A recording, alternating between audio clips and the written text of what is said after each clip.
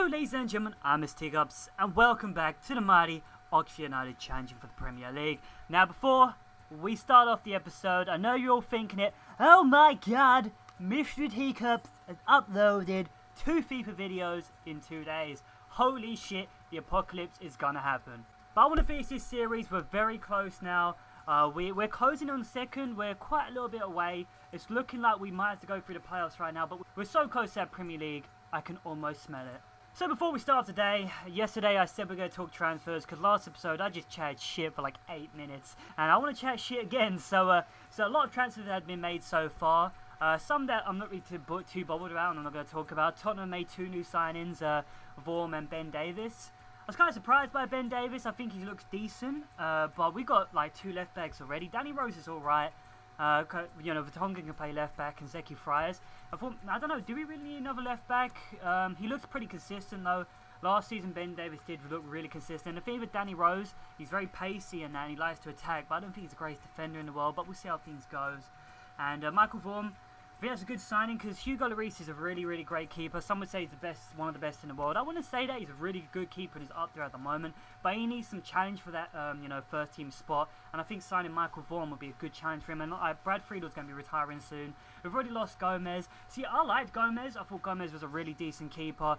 You know, he did make some spills here and there, but he did make some fantastic saves in his time. And all goalkeepers at the end of the day are going to make spills now and then, but he just made probably 1 or 2 too many. And it just threw him down that pecking order. But Michael Vorm looks like a good signing. He'll probably get a lot of Europa League action. I think Brad Friedel he'll start getting phased out of the picture right now. And he'll probably end up being like a goalkeeper coach in the future. So, yeah. But what other transfers can we talk about? We talk about Tottenham. You've got to talk about Arsenal. Arsenal signed Alexis Sanchez. I love Sanchez. Pace abuse. Oh, I love him on FIFA. Their team's going to be so sweaty next year. You can put Theo up front, him on the right, and you can probably put Podolski on the left. That's some serious pace right there. Oh.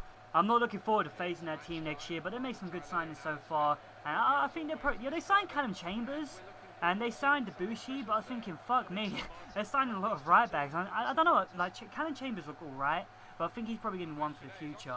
What other major transfers we can talk about? We can talk about Bojan to Stoke. Yes, Bojan to Stoke.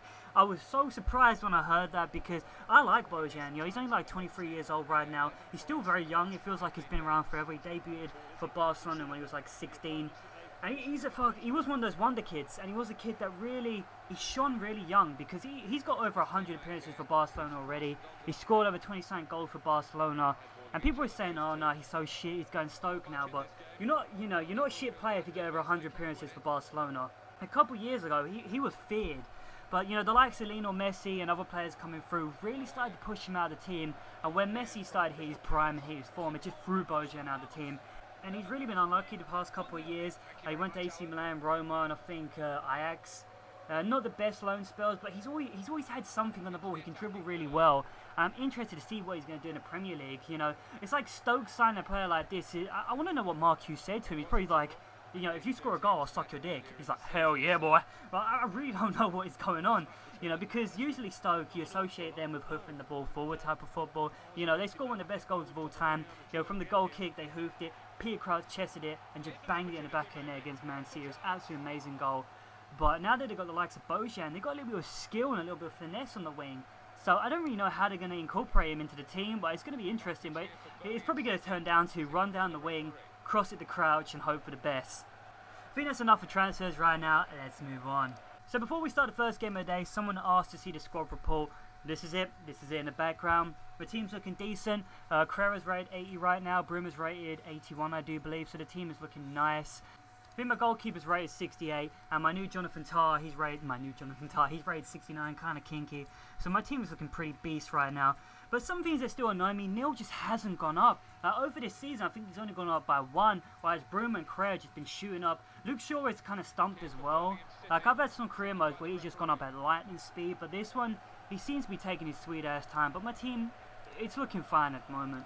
So it's time for the first game of the day. Oxford United at home to Birmingham City, and this is how it went. So Birmingham, what can I say? Broken record time, yada yada yada. Actually, they're not the greatest team. They've got the big Black Azante up front. He's a fucking beast in this game.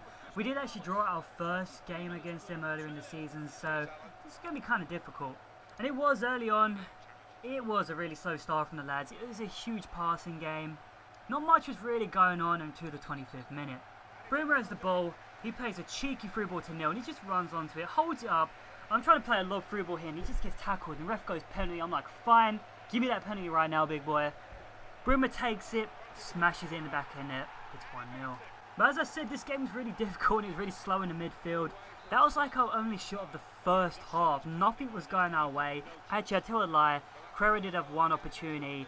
He's basically like one-on-one the keeper and he just fucking flumped it. Oh my god, like I told you he has no right foot. When you try and finesse on his right foot, it just goes like, it goes out for a throw-in basically. But this game's all to play for in the second half. So the second half didn't change at all. It was very, very slow. I wasn't having many opportunities. And something bad happened. Around about 80th minute, they're on the wing. They whip in the ball. The big black Azante gets a head on it, puts it in the back of the net. It was like their first shot of the second half. And bang, it's a header as usual. It's 1-0. I'm sad to say that's where that game ended. The game ended 1-0. With our past results, we've been winning a lot of games. I'm kind of disappointed with that result. But it was such a terrible game. It was so hard to play and it was really frustrating. But let's move on. So it's time for the second game of the day. The mighty Oxford United away to Charlton Lake. And this is how it went. So this game, you're about to see the best kickoff ever here. This is beautiful. This game was very similar to the last game, but there was a little bit few more opportunities. Charlton just looked very error prone in this game. Like, they keep hitting their own players with the balls, and I don't know, they just keep taking dead touches. And we struck first blood. Around about 24th minute, my Japanese midfielder picks up the ball, plays it to Parr. He plays it to Bruma. Bruma's like, fuck this, goes past the player, smashes it with the force of 1,000 suns, and just blows off that net. It's 1-0. It was a nice goal, I'm not gonna lie. After that goal went in, it was a little bit more even, but there wasn't many opportunities this game. That's the thing for me the past couple of games.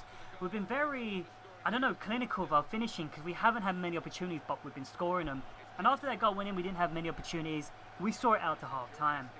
So the second half started to get better. We started piling on pressure. We had a couple of opportunities here and there. I think Davis actually missed a sitter. Yeah, that's a tale of keeping missing shots in this game for me. I've missed so many easy opportunities for some players. But luckily, we did get a 2-goal lead. Around about 85th minute, Bruma chips up the ball to Neil. With Neil's form the past couple of episodes, I'm like, he's probably going to miss this. So I sweat this ball over to Carrera, and he just smashes it in the back of the net. It's 2-0. There's no coming back. We won the game. It's time to move on. So it's time for the third and final game of the day. Oxford United at home to Burnley. This is how it went. Alright, I'm not going to have too long to commentate for the first goal because we scored in the 4th minute. This is an absolute beauty from Carrera. Bruma picks up the ball, plays it to Carrera. He goes past one player, takes a pass, misses it. He's like, you know what, I'm going to win this ball back. I'm going to win this ball back. He wins it back, runs in, smashes it, much like Bruma did. Beautiful goal. It's 1-0. So after that goal went in, I thought we're just going to breeze this game. Yeah, we scored so early on. I thought, fuck, we're going to score like 7-8 goals here. But the game, we got into a flow. It was a 50-50 game. You know, Burnley are a decent team. Danny Ings is amazing in this game. He's a pretty decent striker. But there wasn't much really going on. I was expecting to go into half-time 1-0 up. But in the last minute or so of stoppage time, Carrera wins the ball, plays it to Neil, and he plays a beautiful lob through ball over to Bruma. He just muscles past two players and just smashes it in the back of the net. It's 2-0. That's a great way to end the first half. We were breezing. 3 points were in the bag. I was expecting to score maybe 4 or 5 goals in the second half. But we didn't. And I'm going to skip through it because not much happened at all. We won this game 2-0. This episode's been pretty decent. A win and 2 draws. We're fighting for that automatic promotion. We've moved up the table right now. We're currently in 5th. Crystal Palace are in 2nd.